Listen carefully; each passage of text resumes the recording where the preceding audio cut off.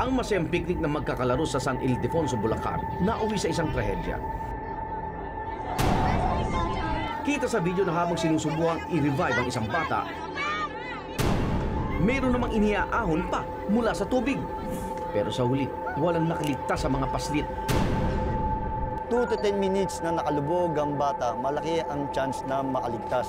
Unlike more than 10 minutes, walang kasiguraduhan na mabubuhay natin ng biktima. Kasi ma'am, kailangan mabigyan natin siya ng oxygen within bago mag 5 minutes kasi brain dead na after 5 minutes. Si Maricel, ang ina ng dalawa sa mga bata na sina Mikaela, 12 taong gulang, at Mark, 11 taong gulang. Marami silang nagpunta sa Pispan, 8 sila, pero 5 yung lumusong, 4 lang yung namatay. Sabi ko, Diyos ko po, nag-iyak na ako doon. Isa siyang OFW at hindi niya alam ang nangyari sa mga anak. Sa 4 na taon kong nawala, hindi ko malaka ko sila nayakap. Bali, umalis ako, yung panganay ko, grade 2 pa lang. Tapos yung lalaki ko naman, grade 1. Tapos ako, uuwihan ko na, naaawi ka ako, abutan ko na sila na gano'n, nakaratay na. Si Luz naman ay nagluluto raw nung oras na yun.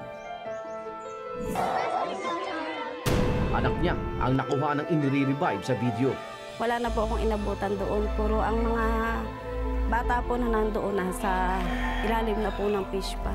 Malalim po yung fish pan namin. Konting dasog lang po ng bata, talaga pong di na makakaahon yung mga bata doon.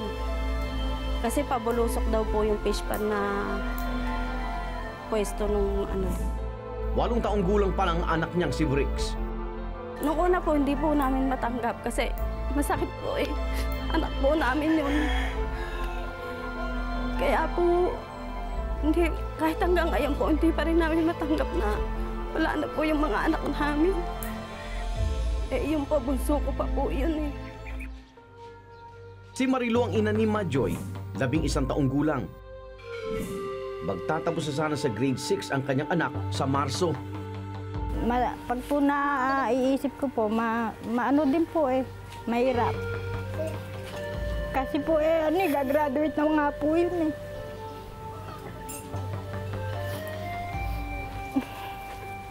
Mabait pa naman po yung bata na yun. Inalagaan pa raw ng anak ang kapatid bago umalis ng araw na yun. Fish pan na tawag ng mga residente rito, pero ito ay man-made lake na gagamiting pandilig sa farm. Pribado ang lugar, kaya ang mga bata ay pumuslit lang para mag-picnic at swimming. Magtatanghalian na po noon eh. Tiyempo pong nakakain na kami, nakapahinga na ho. Nung paggising po namin, na meron na pong maraming tao dyan sa may patubig po na yan.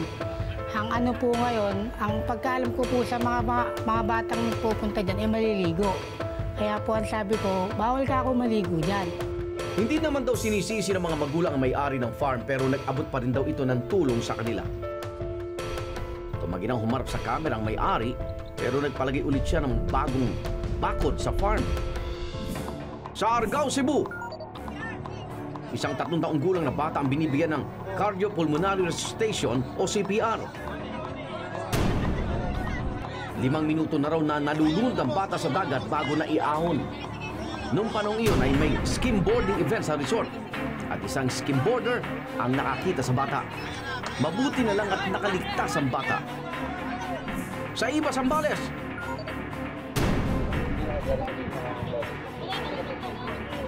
isang bata rin ang nalunod at binibigyan ng CPR ng isang bangkero. Ayon sa may-ari ng video, diver daw sa Saudi ang bangkero. Makalipas ang 10 minutong CPR, ay nakaligtas ang bata. Igan kahit sa 2 pulgada o 5 sentimetro na ilalim ng tubig. Gaya ng tubig sa bathtub ay pwedeng malunod ang isang paslit. Kapag ang bata nadulas, kunwari nadulas at napalubog ang kanyang mukha at hindi niya pa kaya iahon ng mukha niya o iahon ng katawan niya, pwede kung dito nangyayari ang lunod. Kung lalangoy naman, dapat daw life vest ang gamitin ng mga bata at hindi salbabida. Siguraduhin lang po natin na yung size mo ng life vest ay angkop dun sa nagsusuot. I-tighten po natin ang mga strap para tama ho ang sukat sa atin. Importante din po yung tinatawag natin na crotch strap or ito po yung tali na pumapagitan sa ating legs. Ikabit po din natin at siguraduhin natin na higpitan natin.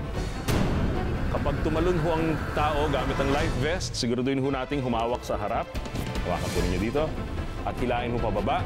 Sa ganung paraan, pag tumalon ho tayo, hindi basta aangat yung life vest at tatama sa muka ng may suot ng life vest. Igan, sa loob ng 1 minuto ay dapat maiangat mula sa tubig ang isang nalulunod para hindi siya tuluyang lumubog. May tinatawag na stride entry sa pagsagip.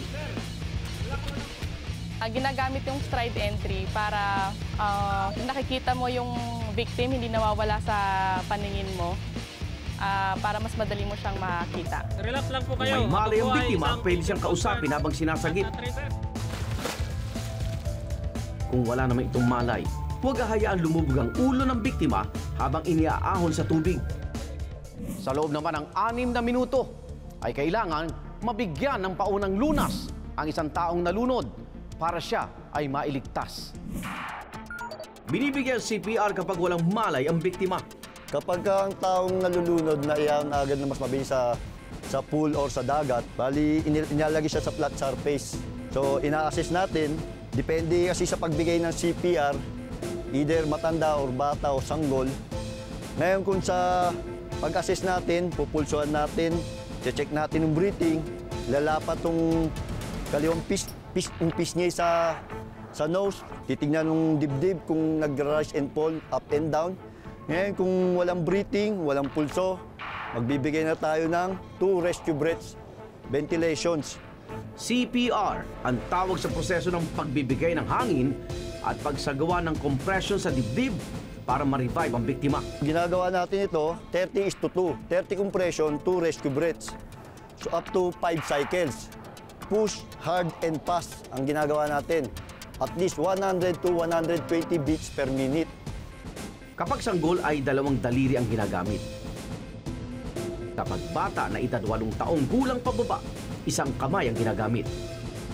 Para sa matanda, 2 kamay naman ang ginagamit sa compression.